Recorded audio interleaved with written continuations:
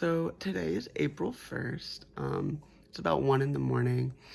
I woke up, I think like a half hour ago, maybe an hour ago, and took my bedtime pills, and they gave me some more Toradol to help with the pain. I guess I'll hold it above me.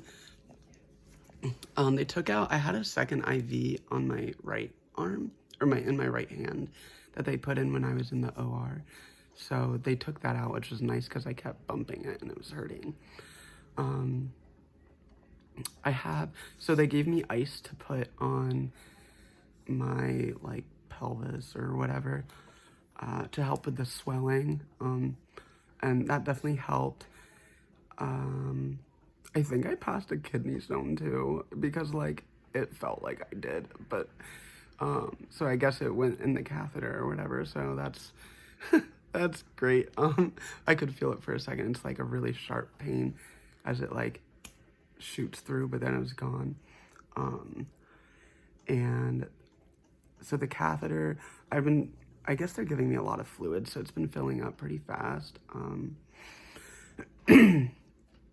But they, sometimes, I guess the way she was explaining it, there's like a little hole on the side that can sometimes be pressed up against the inside of the bladder, so it won't drain. So like, I was feeling like I really had to like go to the bathroom, but I'm like, but I don't because I have a catheter. And so she explained that to me, and she said that like, when that happens, they might just have to like empty the bag or move the tube a little bit, which like, is such a weird, uncomfortable feeling for them to move a tube that is like this thick inside of you, but like it worked, and then I felt better. I think they gave me some oxy before I went to bed around like maybe 9:30 or something. And then when I took my bedtime pills, I don't know, she had them sitting here for me, and I just like took them when I woke up around, because I fell asleep without them, and then I woke up around like, I think like 11:30 or 12 or something, and I took whatever was in there. So if there was oxy, then I took that. I don't remember if there was. Pain-wise, it's honestly not too bad. It's definitely, like, it feels better. I think the ice is also helping, which is good. But yeah, I don't really feel a lot of pain at all. My nurse did give me, hold on, let's see, this thing that like, it's like I blow into it, and I guess it just helps my lungs to keep like working well since I'm just laying here. They did put me on Bactrim, which is, I've taken that before. It's a pill, but it's an antibiotic, just to prevent any like bladder infections. With having a catheter in there, I guess like I'm at more risk for infection that way. So they're having me on Bactrim until I take out the catheter or until I go home or whatever. So yeah, that happened. I don't think there's a whole lot to update. I feel like there was something else that I thought of last night, like after I posted my last video, but I don't remember what it is. But yeah, I'm doing good. I'm like not super tired right now because I slept some and took a few naps during the day, but once my Seroquel kicks in, I'll be knocked right out. But sometimes it does take a while for it to kick in for me.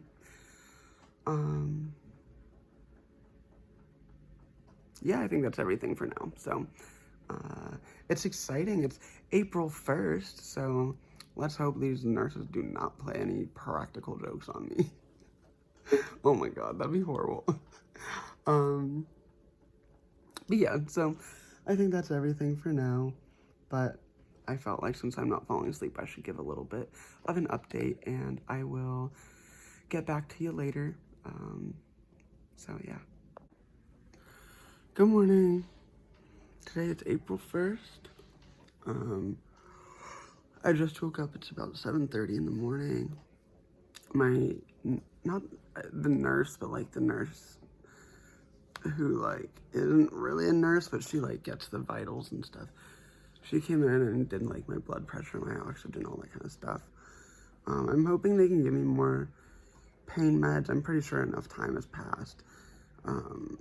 But my pain definitely is not super great right now.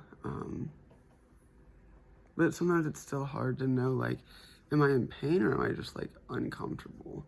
Because, like, there's a bunch of shit inside my hole. So, I don't know, but I think it's definitely somewhat pain. So yeah, I think that's it for right now. Nothing really to update anybody on, but I just wanted to check in since I just woke up. So it's 10:37 right now. My nurse just came in and gave me my Lovenox shot, which is like, they put it in your stomach and it helps, like, you to not get blood clots. So I don't know exactly, because the one nurse said that the drain that I have right underneath my happy trail is, like, supposed to get blood clots, but then, like, they give me the non-blood clotting medicine. But I think that one is more for, like, my legs and, like, because I'm not moving around. And I do have little, like, squeezy things. I think I said this before, but I have, like, when you get your blood pressure taken and it squeezes, I have 2 of those wrapped around, well, 1 around each leg, and that helps with blood clots as well. I think tomorrow, wait, what is today, day 2? I think tomorrow they're gonna help me walk around some, or maybe Sunday, I can't remember what they said.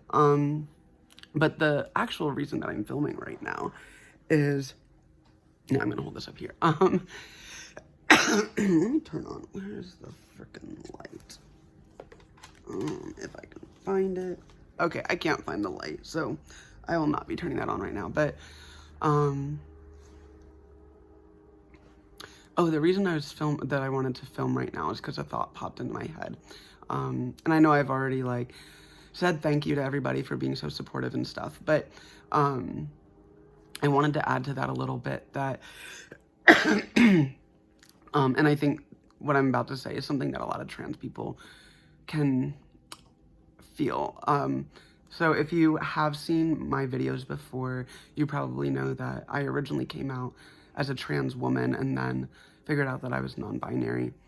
And when I first came out, considering that I had been raised as a boy and raised in a religious household where, like, you know, being a boy has all these specific expectations, I really felt a lot of pressure to perform very, very strong femininity and, like, wear makeup and talk a certain way and walk a certain way and, like, all these different things, because I felt like I needed to, like, prove my gender to my family, basically. And what I wanted to, how this all, like, relates back to all of you who have been reaching out to me, is that, like, even though I know, like, it's scary to be vulnerable, it's scary to be open, it's scary to be raw, all those types of things, I think it says a lot about the people who watch my videos that, like, I'm not scared of getting rejected by the people who watch my videos, like all of you. And I think that makes being vulnerable a lot easier and a lot more, like, rewarding and, like, comforting and stuff. Because, like, you know, if I was having, like, a really bad day, or, like, I was, like, I don't know, like, panicking, or, like, any sort of, like, emotion that, like, people who don't agree with me being trans or don't think I'm actually trans or whatever would use against me, like saying, oh, well, you're scared, that's because you're not really trans, or, oh, you're feeling this way, that's because, like, whatever. Like, they use, like, these negative feelings to invalidate me, or I at least, like, think that they do internally or something. I don't feel that way with all of you. I don't feel like if you saw me having a negative feeling, you wouldn't attach it to something like saying that, oh, it's because I'm not trans, or it's because I shouldn't have done this or like something like that. Like, I feel like all of you are just really supportive and like, like, I don't know how to explain. Like, I feel like I can be myself in these videos and I don't have to worry about that, like, battle that I used to feel like with my family and with society, where I felt the need to like prove something, and like all of you just like validate me. You don't need like proof. You don't need like a list of things that I have to check off before you say, oh, okay, like Bryn really is trans or whatever. Like, all of you are just so like supportive, and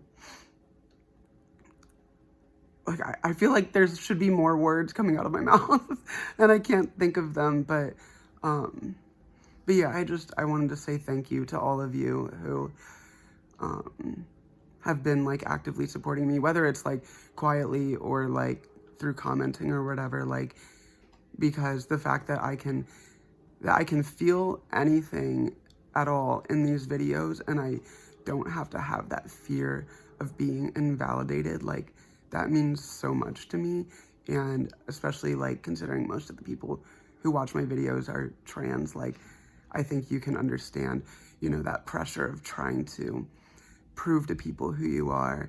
And so it's like, it's a big relief to be able to just be who I am, especially with so many people like who watch my videos. Like, it's not just I'm telling this stuff to one or two friends. Like, these are like a lot of people that watch my videos, and I've never once felt like judged or invalidated or anything like that. Like, in fact, I feel like the opposite, like that you are also encouraging and validating and like give me that sense of community and support. And like, I don't know, I just felt like it was important to say, because it popped into my head and I didn't want to forget it. So thank you, every single one of you who's, you know, shown support, whether that's through commenting, messaging me on Instagram, liking my videos, anything like that, or even just the people who watch my videos, like, because I can see how many views I get. So like, even if you're not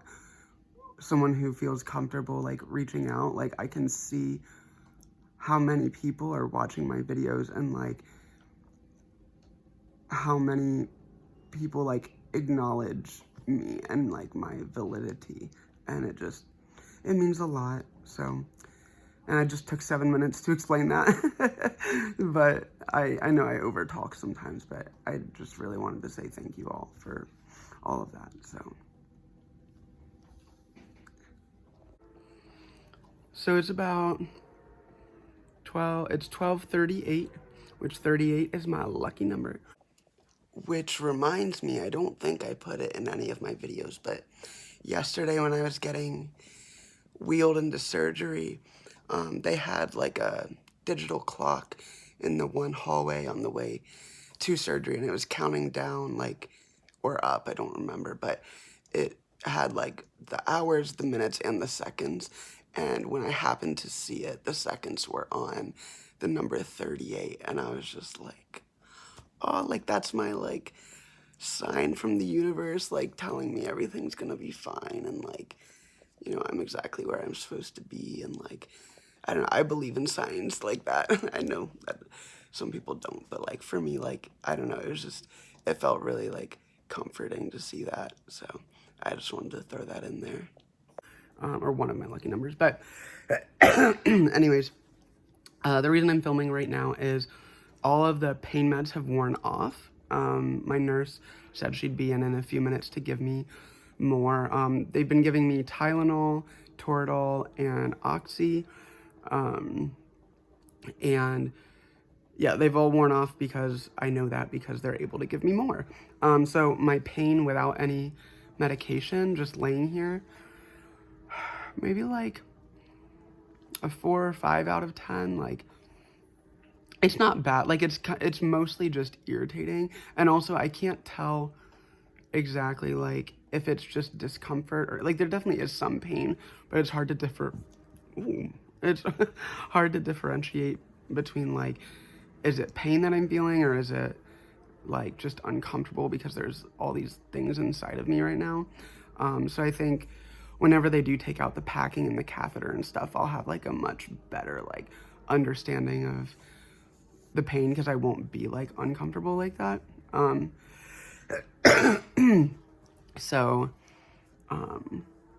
So yeah, but honestly, like without any pain meds, like it's still manageable. It's not like good. Like the pain meds definitely help, and it like numbs it all out, which is like what I like.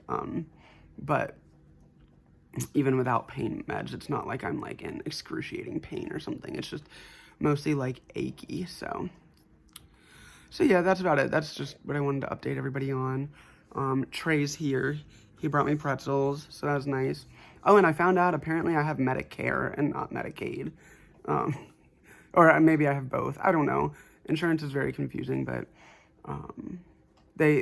someone came in to talk to me about if I wanted like an at-home nurse, like to come in a few times a week to see like, to like look at my surgical site and make sure everything is looking good, just because like, you know, I've never seen this before, and like if I look at it, I'm gonna, you know, be like nitpicky and be like, oh my god, like does this mean that this is bad? Is this normal? Is this terrible? Am I dying? You know, like just like I could run wild with whatever I see. So they were talking about having a nurse come around like once or twice a week just to like check and make sure everything's going okay, and like if not, then we can like report it to my surgeon and see like what he would recommend to do or whatever. So yeah, so that's it for now. So today is April 2nd. Oh, this light is like blinding me, but it's a little bit before 7, it looks like. And Dr. Del Corral, his like assistant, I don't know what the title is, but he came in to talk to me about everything. He said it was looking good and whatever, but he said that today they're gonna have like the nurses help me like get up and like move around a little bit, and I don't think I'm gonna be like walking, but at least just to get up to like make sure like everything, like I can do that, I guess. So they're gonna do that today, and then he said that tomorrow, which would be Sunday, April 3rd, is when they're gonna take all the packing out from from me. And they're gonna take the catheter out and stuff like that. And that as long as, you know, everything looks good and works out well, then like I can go home on Monday. So that's pretty exciting, because I thought I wouldn't go home until Tuesday or Wednesday. So I'm excited with that.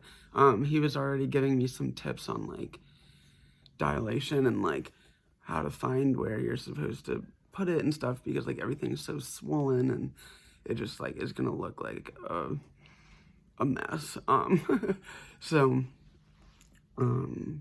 Yeah, so he went over all of that with me. He said that he's gonna send me home with God, I just lost my train of thought. Oh, like that, because I asked him, I was like, so is Tylenol, is that just like what I take at home? And he said that, you know, I can take Tylenol, but he was also going to send me home with like a muscle relaxer, which can help with dilation. And then also he said that he's going to send home like, I don't think like a whole lot, but just some like narcotics if I need them or whatever, which like so I've been using them the past few days, and like they work so that like I don't feel anything, which is nice.